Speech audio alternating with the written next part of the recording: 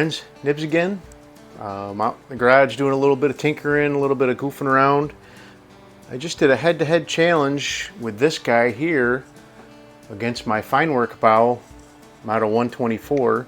This one is the Crosman model 3100, and these are pretty easy to find on eBay for actually a really good price usually. But I just had this one apart, and I was quite pleasantly surprised with the internals of this gun. And I went ahead, and it has a nice, very nice leather piston head on it. This one was pretty dry, so I oiled it up real good and got it rehydrated, so to speak. But I did tear the rest of it apart. But the reason I was taking it apart was shooting it against that feinwerkbau. It was so night and day difference in the quality of the trigger. And I wanted to see if there was anything I could do to this one to make it better. And I didn't film the actual process of doing this because YouTube is really getting kind of particular about showing people how to do things to firearms. And even though this is really not a firearm, I've seen people get flagged, and I got flagged for modifying a trigger, and I actually wasn't modifying it, I was just tuning a trigger of another air rifle, and I got demonetized for that particular one. So I'm going to tell you what I did. I'm not going to show you what I did, but so this one has a really nice. So a lot of the cheaper ones, the trigger just catches the outer skirt of the piston that slides back, and the better ones actually have a center post on the piston with a catch on that, and this one has that center post. So that was the first thing I was really kind of surprised about when I took this thing apart.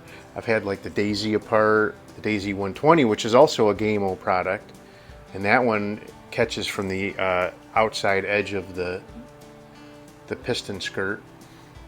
But this one, like I said, had a nice leather head on the piston, really in really good shape, although it was very dry. But I went ahead where the center rod, where it catches the sear in the back, I went ahead and polished that one up. Started with 600, went to 1500 grit wet dry paper, and then polished it up with my Dremel tool with a felt pad and some super fine jeweler's rouge. And you've seen me do this before, and it buffs that up to a mirror-like finish. And then I did the same thing to the sear, which is part of the trigger assembly. And then the last thing I did was I found a trigger spring that was a good bit lighter. It's not terribly light, but it's a good bit lighter than the original trigger spring. The original trigger spring was inordinately heavy that was in there. So, but this one actually feels pretty nice. So before I did anything to it, I tested the here's my Lyman trigger gauge, and I tested the trigger on it, and actually I was really surprised at the weight it pulled at, and it was pulling at right just over 4.5 pounds to close to 5 pounds.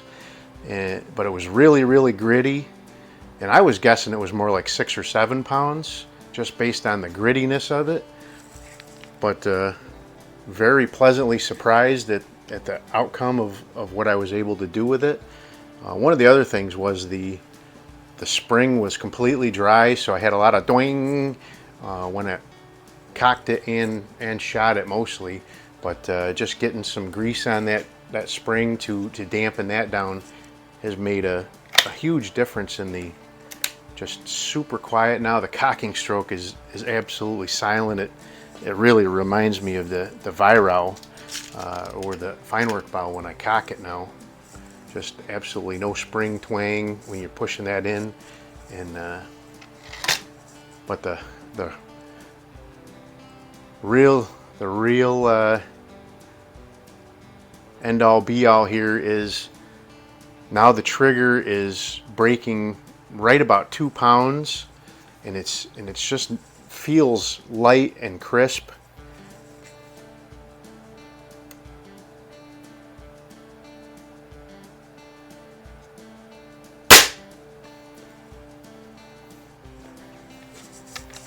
That's me wiggling around, not the gun, but I'm just shooting some Crosman 10.5s here. It's just what I have out on the bench, but more doing this to just show you. I guess I can't show you, but I can tell you how much nicer this trigger feels.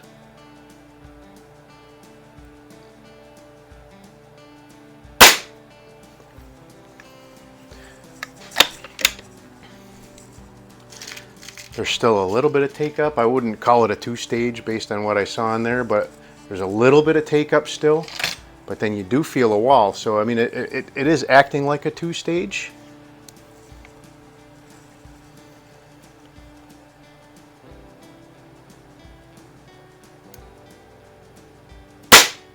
But then, I mean, you can see the group that I'm putting together there. I didn't zero this gun with these pellets.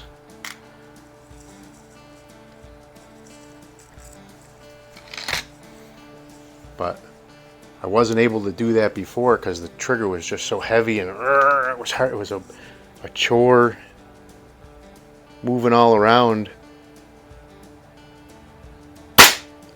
So there you go. Let me grab some of these. Actually, the ones I did zero it with, and we'll try that. A couple with those too.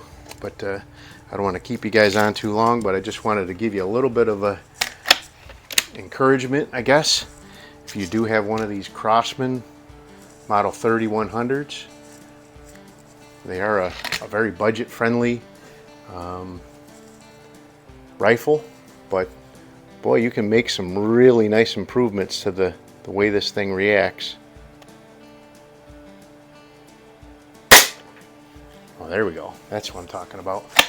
This is the one that these are the ones that I actually zeroed it with, so kind of expected it would be a little bit nicer. They're getting a little bit of diesel smoke coming off the new oil I just put on the piston head.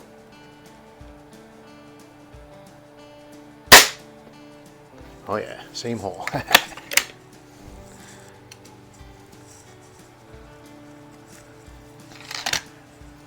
We may just have to try another head-to-head challenge, redo that one I did earlier.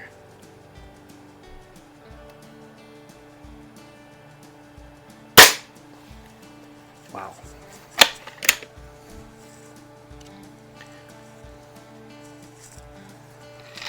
But the firing cycle on it is so quiet now. Very nice, very nice.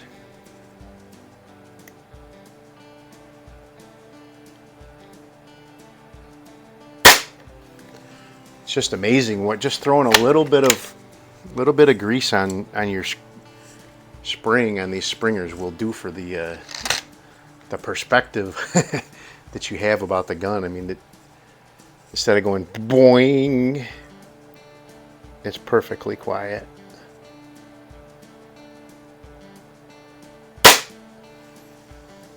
Still a little high and right, but again, that's a really nice group shooting offhand. So there you go. Just a real quick one for you guys. Well, I guess it's not too quick.